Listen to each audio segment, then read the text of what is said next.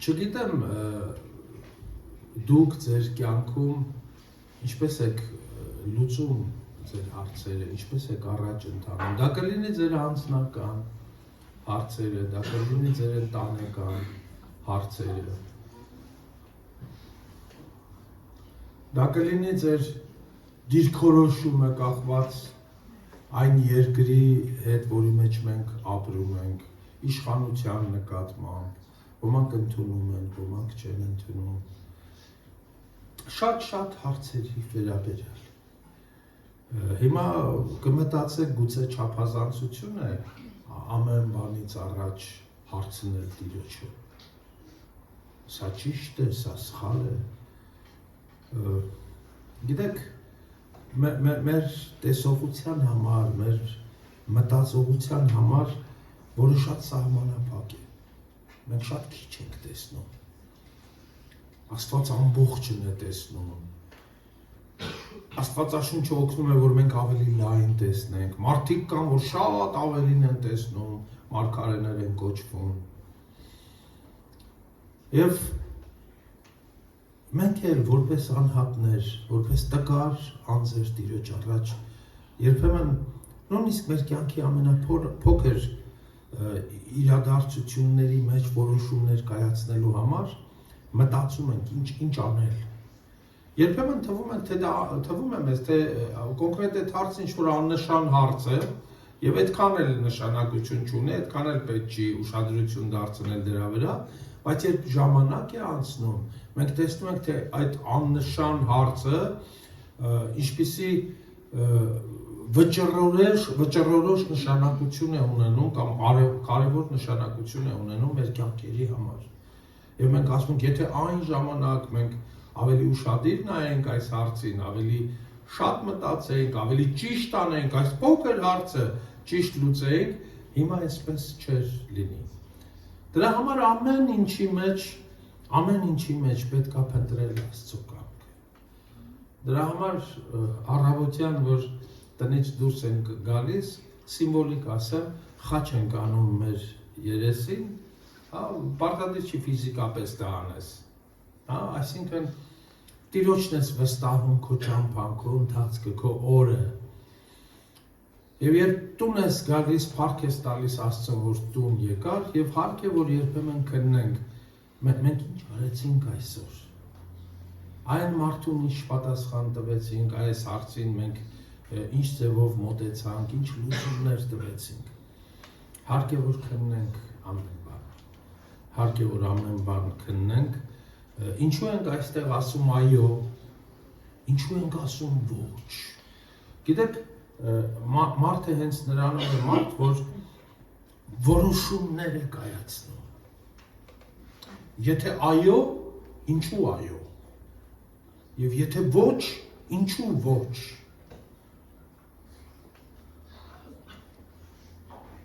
Եվ այդ որովհետևները, որ մենք ասում ենք որովհետև, այո, որովհետև, ոչ, որովհետև, մենք անցած կիրակի քննեցինք, չէ՞, Հիսուսին մերժեցին Սամարիայի մի գյուղում, որովհետև ինքը Երուսաղեմ էր գնում։ Որովհետև ինքը գնում էր, ինքը առաքելություն ուներ կատարելու, եւ այդ առաքելությունը սամարացիների հաշիվների մեջ չէր տեղավորվում, չէր մտնում։ Դու ամեն մարդ իր հաշիվը, իր պատկերացումը ունի, չէ՞, կյանքի եւ ճանապարհի նկատմամբ, սամարացիների պատկերացումների մեջ չէր մտնում։ Ճիշտ էին սամարացիները, իրենք ունեին իրենց հիմնավորումները, բայց երբ մենք նայում ենք կողքից, մենք տեսնում ենք, թե ինչ էր կատարվում սամարացիների կյանքում, ունեին նրանք ճշմարիտ Աստծո գիտությունը։ Սամարացիները ունեին ճշմարիտ Աստծո գիտությունը, ոչ։ Սամարացիները չունեին ճշմարիտ Աստծո գիտությունը։ Դրա համար էլ Հիսուսին ասեցին ոչ։ Որն էր ողբերգությունը, երբ աշակերտները եկան ասին, ուզում ես կրակ ու ծծումբ, ասենք երկնքից թափվի այդ գյուղի վրա, Հիսուսն ասեց, չէ, դուք չգիտեք ինչ հոգուց եք, նրանք ավելի մեծ դժբախտություն ունեն։ Եվ նրանց դժբախտությունը իրենց գիտության պակասն էր։ Ինչպես Սուրբ Գիրքն ասում է, իմ ժողովուրդը գիտություն չունենալու պատճառով կործանվում է։ Եվ մեր կյանքի մեջ, եւ մեր ընտանիքների, մեր ազգի կյանքի մեջ, երբ դժբախտություններ են լինում, փորձություններ են լինում, ավերածություններ են լինում, մենք պիտի լուրջ քննության ենթարկենք դա։ Ոչ թե զգացմունքային փորձենք ինչ-որ տարբեր երբեմն անիմաստ բաներ անել, այլ հարցնել ճշմարտությանը։ Իսկ որտեղ կարելի է հարցնել ճշմարտությանը։ Իսկ որտեղ է ճշմարտությունը։ Ճշմարտությունը Հիսուսն է։ Իսկ մենք ինչպես ենք իմանում որտեղ է Հիսուսը։ Որովհետև Հիսուսն ինքը ասեց կգա ժամանակ, երբ շատերը կգան ու կասեն ես եմ Հիսուսը, այստեղ է Հիսուսը։ Չհավատաք։ Կան նշաններ, որոնցով դուք կարող եք զանազանել, թե որտեղ է Հիսուսը։ Որովհետև Հիսուսը նույնն էր երեկ, նույնն է այսօր, երեկվա Հիսուսը այն ինչ որ մենք Սուրբ գրքից իմանում ենք նրա մասին, այսօր էլ չի փոխվել, նույն Հիսուսն է։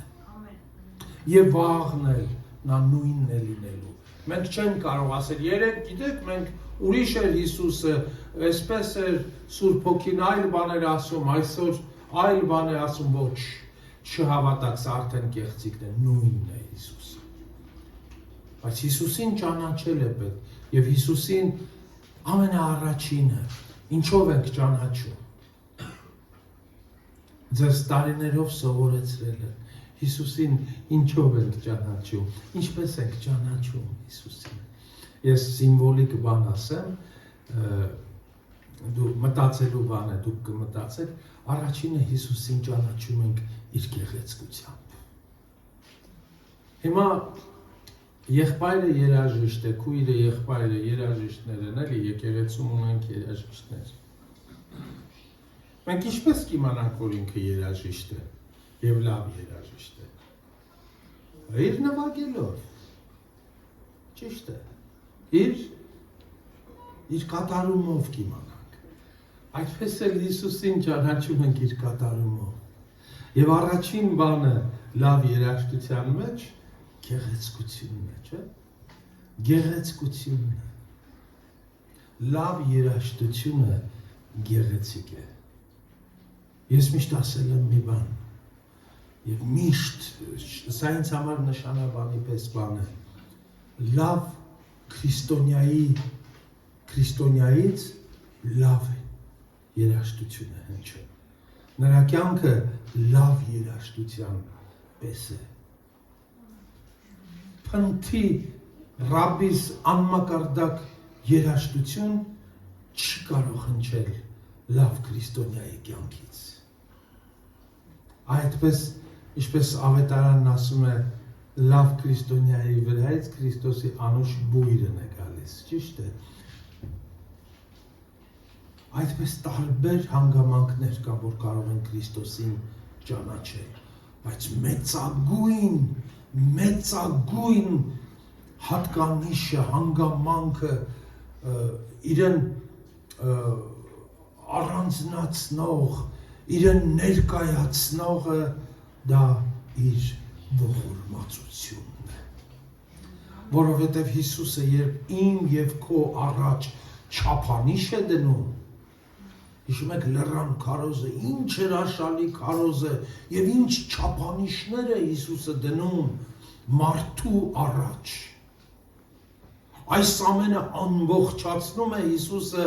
այսպիսի հայտարարությամբ. կատարյալ եղեք, ինչպես ձեր երկնավոր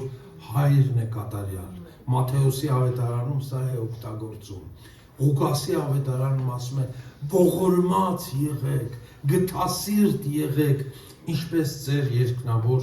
հայրն է գթասիրտ։ Չի կարող լավ քրիստոնյան դաժան լինել։ լավ քրիստոնյային բնութագրող, Քրիստոսին բնութագրող առաջին հատկանիշը այս աշխարհի վրա դա ողորմածությունն է։ Եվ նույնը Քրիստոս ակնկալում է ձեզանից, մեզանից։ Ողորմած եղեք եւ ձեր ամեն ինչը մաքուր կլինի։ Քրիստոսին փնտրեք այս աշխարհում ողորմություն փնտրելով, նրա ողորմությունը տեսնելով ձեր կյանքի մեջ։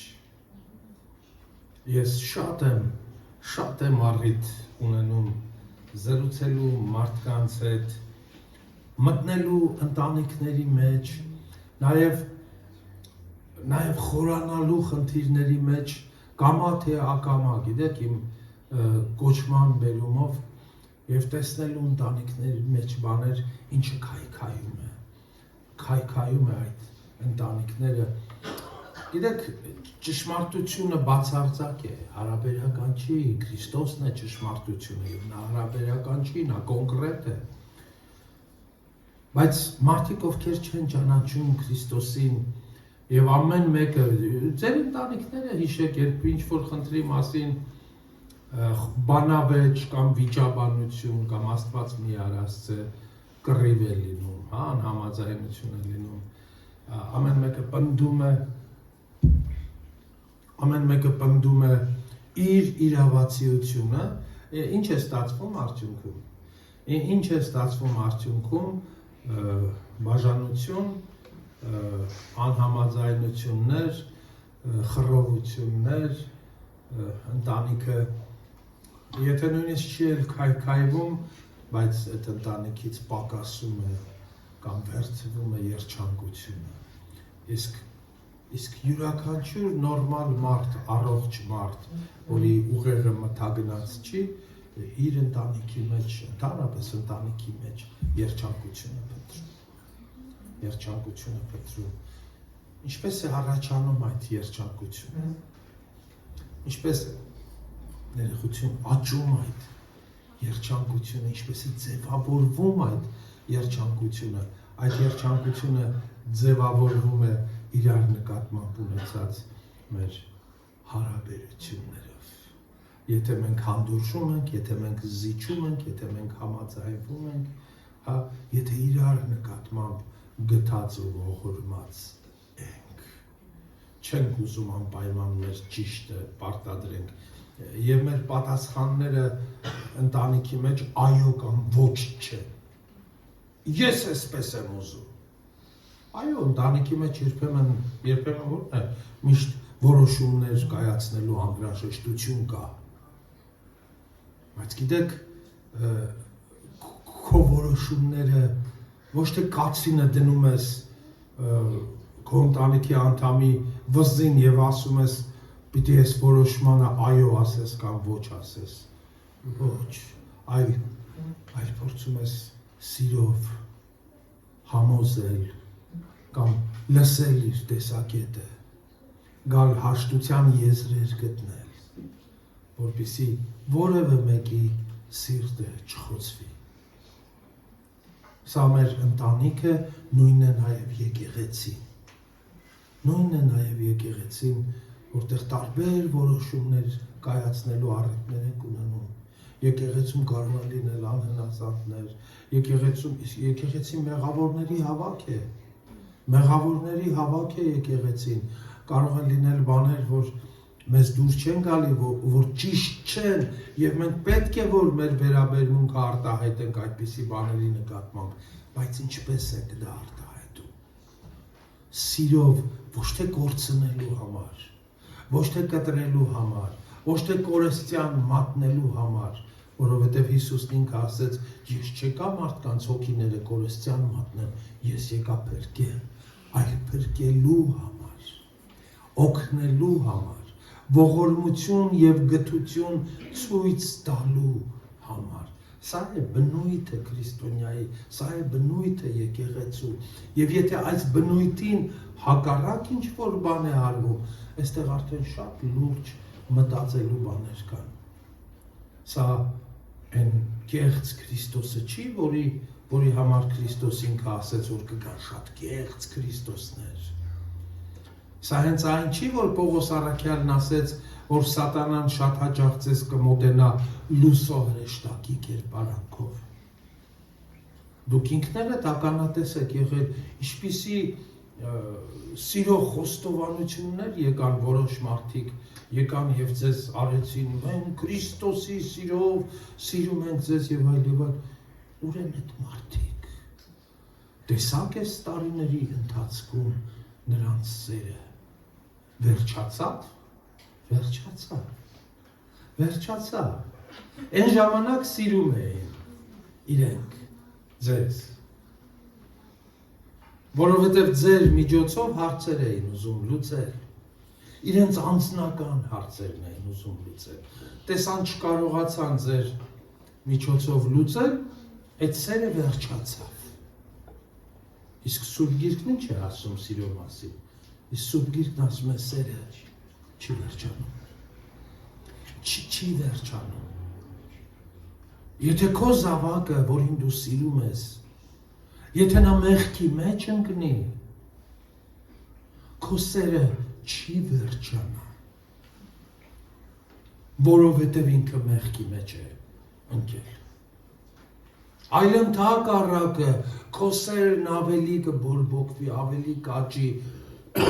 ինչպես օգտակար լինես դու նրան։ Ինչ տաս, ինչ զոհաբերես, որ փրկես նրան։ Սերն այսպիսին է, սերը իրենը չի փնտրում։ Դրա համար սիրո մասին խոսողները այսօր շատ են։ Սիրո մասին խոսողները շատ են, իսկ սերը քիչ է։ Եվ մի տարօրինակ համարեք, որովհետև վերջին ժամանակների մեծագույն նշանը, Սուրբ Գիրքն ասում է, դա սիրո պակասը պիտի լինի, սերը պիտի պակասի։ Եվ ուրիշ բաներ, որ ցավոք սրտի մենք տեսնում ենք, այդ ուրիշ բաները պիտի ավելանան։ Մենք պիտի տեսնենք քարոզիչներ, հովիվներ, որոնք մեծ բաների մասին են խոսում, եւ պիտի տեսնենք այդ քարոզիչների եւ հովիվների այլանդակ վարքն ու ընտանիքները։ Բայց մարդկանց միտքը կարծես մթագնել է։ Նայում են հովիվը, նայում են իր ընտանիքին, նայում են զավակները արվամոլ են, կամ Աստված ավելի ծանր մեղքերի մեջ, Սուրբ Գիրքն ասում է նրանք ոչ միայն սոդոմական մեղքի մեջ պիտի ընկնեն, այլ նաև պիտի ցուցադրեն դա։ Պահանջ պիտի ունենան իրենց մեղքը, իրենց հակումները դիվային ի ցույց դնելու։ Եվ եկեղեցին նայում է, տեսնում է այդ հովվին, տեսնում է նրա ընտանիքը եւ ընդունում է նրան։ Սա անտրամաբանական է, սա անխոհեմ է, սրանք կեղծ Քրիստոսներն են, որ գալիս են եկեղեցին քանդելու համար եւ քո ներսում, քո գիտակցության կամ ենթագիտակցության մեջ բարոյական արժեքները, ճշմարտության քարերը քար ու քանդ անելու, խարխլելու համար։ Որ դա նորմալ է, հիմա ինչ անենք, ասենք, ինչ որ հովվի զավակ սոդոմական մեղքի մեջ է, ինչ անենք, ինչ անի այդ խեղճ մարդը։ Ես ասեմ, ինչ անի, դուք գիտեք ինչ անի։ Եթե որևէ մարդու կյանքի մեջ, կապված իր պաշտոնից, եթե նա հովիվ է և պիտի դաստիարակի ծերեր, երիտասարդներ, պատանիներ, և իր կյանքի մեջ նման բան կա, լռությամբ դնում է հանում է իր կապը վզից, դնում է և ասում է Տեր, դու չուզեցար, որ ես հովիվ լինեմ, որովհետև ես իմ ընտանիքին չկարողացա վերակացու լինել, որովհետև դու իմ ընտանիքի մեջ այսպիսի ողբերգություն և դժբախտություն թույլ տվեցիր։ Դրա պատճառը ես եմ թերևս Տեր, կամ դու ես գուցե։ Եթե ասում է ես չեմ, ուրեմն Աստված է դրա պատասխանատու, չէ՞։ Ուրեմն Աստծուն ենք մեղադրում դրա համար, բայց լռությամբ հեռանում է, գնում է ուրիշ բան անելու։ Թող գնա վարչապետ դառնա։ Թող գնա ինչ կուզի, թող գնա դառնա, բայց ուսուցիչ վերակացու եկեղեցուն չի կարող դառնալ։ Եվ մարդիկ լռությամբ սա հանդուրժում են։ Լռությամբ նայում են սրա վրա, ծափահարում են այս մարդուն, փառավորում են, փառաբանում են, երկրպագում են ոմանք,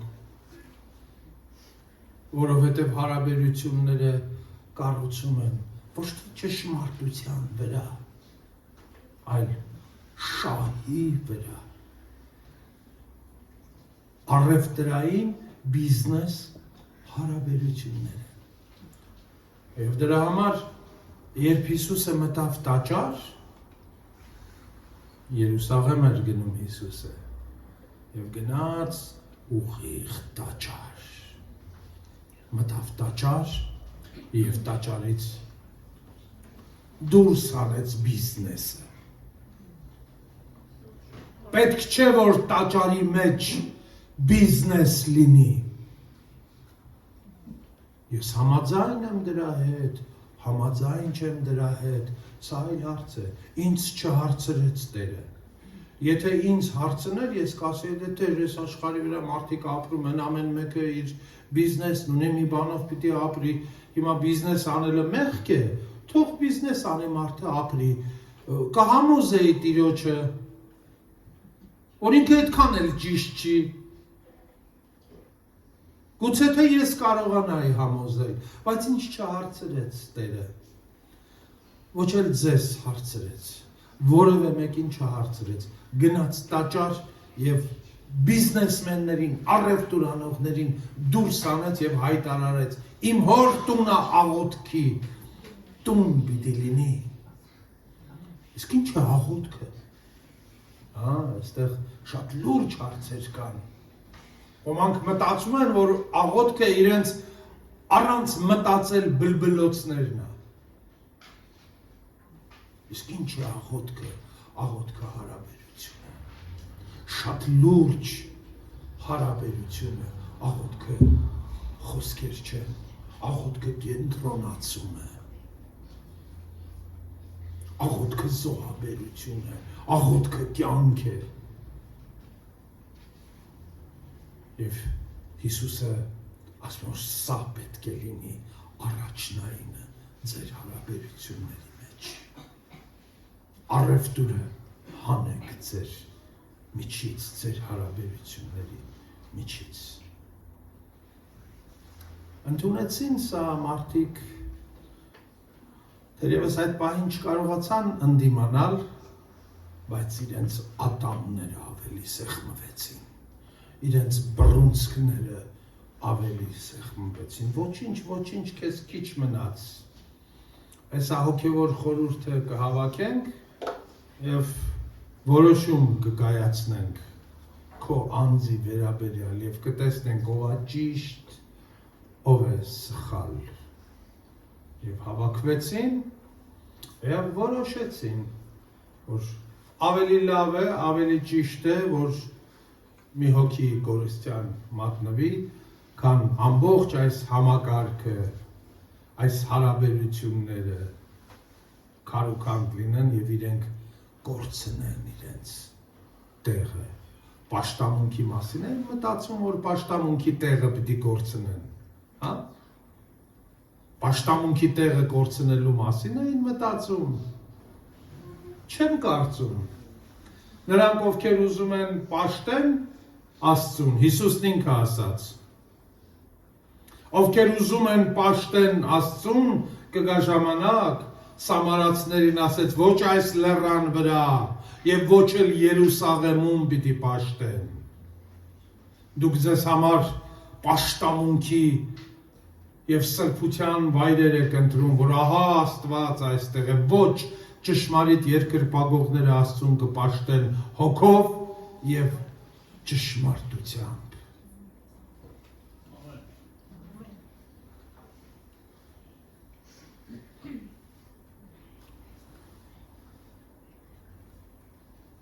Ձեզ դուրս վռնդեցին ձեր պաշտամունքի վայրից, դուրը կողպեցին ձեր վրա, մտածելով, որ ձեր պաշտամունքը վերջացավ։ Ձեզ չափեցին իրենցով։ Ձեզ չափեցին իրենցով։ Եվ սխալվեցին։ Եվ սխալվեցին։ Եվ փառք Աստծուն, որ սխալվեցին։ Իրենք Աստծուն չէին կարող սխալ հանել, որովհետև իրենք ողորմած չգտնվեցին։ Որտեղ է Քրիստոս։ Քրիստոս իր ողորմության մեջ է։ Որտեղ Քրիստոս է, այնտեղ իր փառքն է։ Քրիստոս արդեն փառավոր է։ Ու երբ Մովսեսը Աստծուն հարցրեց, ասեց Տեր, ինձ քո փառքը ցույց տուր։ Եվ Աստված պատասխանեց, ասեց Մովսես, սիրելիս, ընկերս, եղբայրս, տղաս, դու չես հասկանում ինչ ես ուզում։ Դու ինչպես կարող ես ինձ տեսնել, իմ փառքը տեսնել։ Ինչպես կարող ես։ Չես կարող տեսնել։ Որտեղ ոչ ոք չի կարող ինձ տեսնել եւ կենթանի մնալ։ Սարսափելի է։ Մենք ով ենք մեղավոր մարդիկ, ես Աստծո փառքը տեսնենք։ Ես չգիտեմ, պատկերացնում եք ինչի մասին ենք հիմա խոսում։ Բայց ասեց արի, որ ուզում ես տեսնես, քեզ ցույց կտամ ինչ որ բան դու կտեսնես, Մովսես ջան։ Բայց ես քեզ ընտրել եմ, այսքան տառապանքի ու ցավի միջով անցկացրել եմ։ Փոքր երեխա էր ամսեկան, ես փրկեցի քեզ, գետից հանեցի, տվեցի փարավոնի տունը, որ քեզ պահեն, մեծացնեն, լավ կրթություն ստանաս, հետո գնաս Մադիամացիների երկիրը, այնտեղ քրմից հոթորից կրթություն ստանաս էլի, հետո կանչեցի, բերեցի ու իմ աչքի լույսը վստահեցի քեզ, իմ ժողովուրդը, իմ զավակներին, իմ ընտրյալներին քեզ վստահեցի, ասի դուրս ար հանի սրանց գերությունից։ Այդքան թանկ ես իմ համար, այդքան սիրելի ես իմ համար, քեզ ցույց կտամ իմ փառքից։ Բայց չեմ ուզում, որ դու մեռնես, արի այստեղ քեզ թաքցնեմ, ժայռերի մեջ, հա, միտեղ թաքցնում է, ձեռքը դնում է այսպես Մովսեսի վրա, որ հանկարծ Մովսեսը ավել բան չտեսնի, ինչու որ չմեռնի։ Եվ անցնում է։ Մովսեսը աղոտ հետևից է տեսնում միայն։ Եվ Աստված խոսում է իր փառքի միջից։ Սա է միայն այդ դրվագից մնում էական Աստված խոսում է իր փառքի միջից, Մովսես, պիտի ողորմամ, ում պիտի ողորմամ, և պիտի գթամ, ում պիտի գթամ, պիտի ողորմամ, ում պիտի ողորմամ, և պիտի գթամ, ում պիտի գթամ, ողորմություն, գթություն, ողորմություն, գթություն, Աստծո փառքի միջից սա էր հնչում, սա էր հնչում, Աստծո փառքի միջից ողորմություն և գթություն,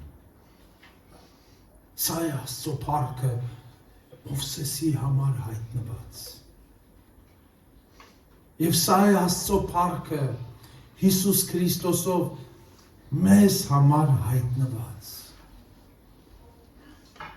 Լինել Աստծո ներկայության մեջ նշանակում է լինել ներեխություն, լինել Աստծո ողորմության մեջ, Աստծո գթության մեջ լինել։ Իսկ եթե մենք բոլորս, որ եկել ենք Աստծո ողորմության ու գթության առաջ, ինչ դիրք, ինչ կեցվածք պիտի ունենանք, ինչպիսի հարաբերություն պիտի ունենանք իրար հետ։ Մի ողորմություն, որ անսպար է, մի ողորմություն, որ անհատնում է։ Ինչ ես կամենում դու քո մերձավորին, ինչ ես կամենում քո կողքը նստած քո նման մեղավոր մերձավորին, ինչ ես կամենում, այն ինչ կամենում ես իրեն, քեզ ես կամենում, այն ինչ ուզում եք, որ մարդիկ ձեզ անեն, նույնը դուք արեք նրանց, այն ինչ կամենում եք, որ մարդիկ ձեզ կամենան, նույնը դուք կամեցեք նրանց, ահա Աստծո հոգին, ահա Աստծո փառքը, դուք կարծում եք ես թեթև բան եմ ասում հիմա, դուք կարծում եք ես հեշտ բան եմ ասում հիմա, սա ամենածանր քարն է, որ դրած է ձեր հավատքի կյանքի առաջ, ամենածանր քարն է, որ երբեմն չեք կարողանում տեղից շարժել։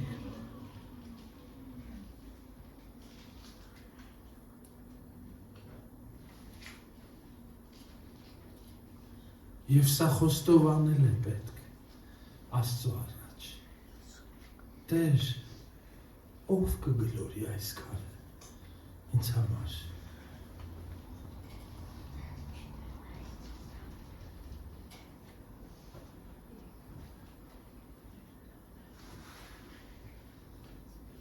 Եվ մի ասեք, թե հեշտ է հավատքի կյանքը։ Եվ մի ասեք, այդպես ասում են հավատքի մասին պատկերացում չունեցողները, այդպես ասում են Աստծուն չճանաչողները, այդպես ասում են Քրիստոսին չճանաչողները, Քրիստոսի ամբողջ կյանքը այդ քարը գլորելն էր, դա խաչի ճանապարհն է, դա խաչի ճանապարհն է, եւ Գեթսեմանի աղոթքը հենց դրա մասին էր, Տեր, ծանր է սա ինձ համար, ծանր է սա, որովհետեւ մարմինս տկար է, ցավոք սրտի մենք հիմա տեսնում ենք, ինչու եմ ասում ցավոք սրտի, որովհետեւ ստում են նրանք, ցավոք սրտի մենք հիմա տեսնում ենք զորավոր, ուժեղ քրիստոնյաներ, ովքեր ոչնչի պակաս չունեն, ովքեր ոչնչի կարիք չունեն, ովքեր Աստծո ողորմության կարիք չունեն, նրանք զորավոր են, նրանք հաղթանակած են, նրանք թռչկոտելով գնում են, Քրիստոսի համար դա ծանր էր, մարդու որդու համար դա ծանր էր, նա մարդու որդի էր, քեզ համար էլ է ծանր, դու էլ ես մարդու որդի, ինձ համար էլ է ծանր, ես էլ եմ մարդու որդի, բայց սա մեր հավատքի ընթացքն է, եւ այս ընթացքի մեջ ես, դու, մենք իրար հետ ենք այս քարը գլորում, Պողոսն ասում է իրար վերցրեք, այս քարի մասին է խոսքը, եւ դրանով Աստծո օրենքը կատարեք։ Քեզ մենակ չի թողնի Քրիստոս այդ ծանրությունը հրելու, տանելու, քո կողքին եղբայր կա, քույր կա, մենք կանք իրար համար, պակաս ենք դրա մեջ, իհարկե պակաս ենք։ Տեր, օգնիր մեզ, որ մենք օգնենք մեր մերձավորին, որ մենք սիրենք մեր մերձավորին, օգնիր մեզ։ Եվ այդ օգնության մեջ ամենածանրը ներելն է մեր մերձավորին։ Օգնիր ինձ ներելու։ Քրիստոսը հեշտ ներեց մեզ, ովքեր կասեն այո, ուրեմն նրանք ընդհանրապես չեն հասկանում, թե ինչ է ներումը։ Ինչ գին ունի ներումը։ Աստծո ներումը արժեցավ իր միածին որդին խաչի վրա։ Եվ ամեն անգամ, երբ մենք ենք ներում, կամ գալիս է արճակատվում ենք այդ իրողության հետ, գալիս է այդ պահը, որ մենք պիտի որոշում ընդունենք,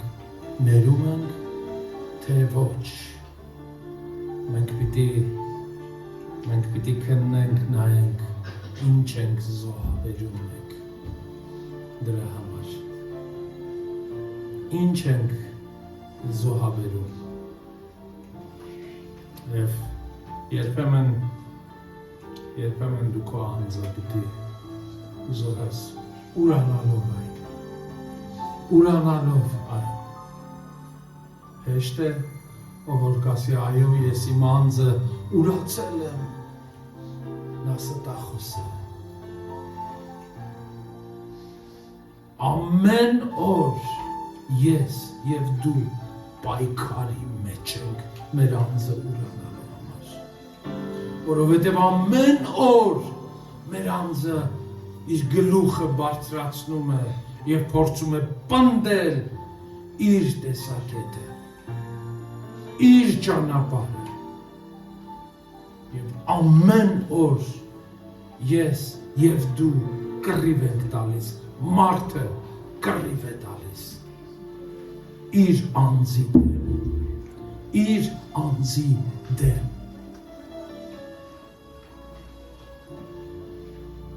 Եվ եթե ինչ-որ մեկը կասի, ես կոտերված եմ ամբողջովին, փառք Աստծո, եթե կան այդպիսի մարդիկ, բայց ես նայում եմ կոտերված Պողոս Առաքյալին, ես նայում եմ կոտերված Գրիգոր Նարեկացուն, ես նայում եմ կոտերված սրբերին, ճակերտավոր եմ ասում կոտերված, և նայում եմ իրենց խոստովանությանը, որտեղ իրենք հայտարարում են, որ իրենց անձը դեռևս ըմբոստ է, հպարտ է, և փորձում են, տքնում են, ջանում են, որ կոտրեն այդ անձը, խոնարհեցնեն այդ անձը,